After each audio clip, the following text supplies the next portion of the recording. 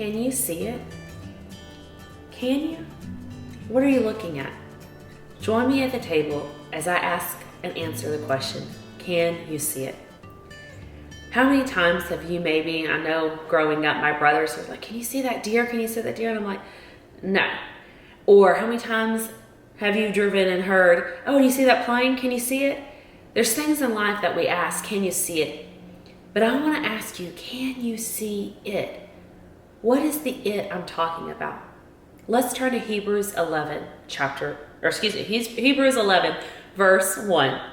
Now faith is the assurance of things hoped for, the conviction of things not seen. Right here it says what faith is. It's an assurance of things we've hoped for, but it's the conviction of things not seen. What am I asking you, can you see? Can you see your faith? Can you see it? Can you see your faith working and doing things for you? You know, it's not talking about the natural. I'm not asking you, can you see a deer? Can you see the plane? Can you see, like when you go to the eye doctor, what do you see? I'm asking, can you see your faith? Because it's our faith that gives us our eyes to see into the unseen realm, which is the spiritual realm.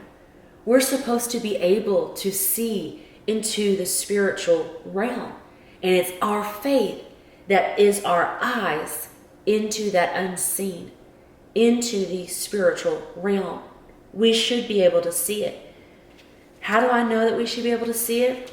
John 15, verse 19 says, in this latter part of it, because you are not of the world, I chose you out of the world. Right here it says, Jesus himself says, you're not of the world. I've chosen you out. I brought you out of the world. He's saying, you're not of this world. You're not of the natural things. I brought you into my realm, the spiritual realm. He's chosen us. And we've chosen him. He's chosen us. Hebrews tells us without faith, it's impossible to please God. Can you see your faith at work? Is your faith working for you? Can you see it? Can you see yourself healed? Can you see yourself blessed? Can you see yourself prospering? Can you see yourself redeemed, set free? Can you see yourself that way? Because that's who God says we are. Can you see it? Can you see it? Is your faith seeing what God says you can be? What God says you are? What you can do? Can you see it? Then in 2 Corinthians 5, verse 7, it tells us we are to walk by faith, not by sight. Again, this sight is the natural seeing. We're not to be moved by what we feel and by what we see with our natural eyes. We are to walk by faith, see by faith, act by faith, eat by faith, talk by faith, love by faith. And all that we do, it is to be done by faith. And faith is in God. We don't see God, but our faith in him tells us that he is real. So this week, I want you to ask yourself that question. Be sincere in it. Can I see my faith?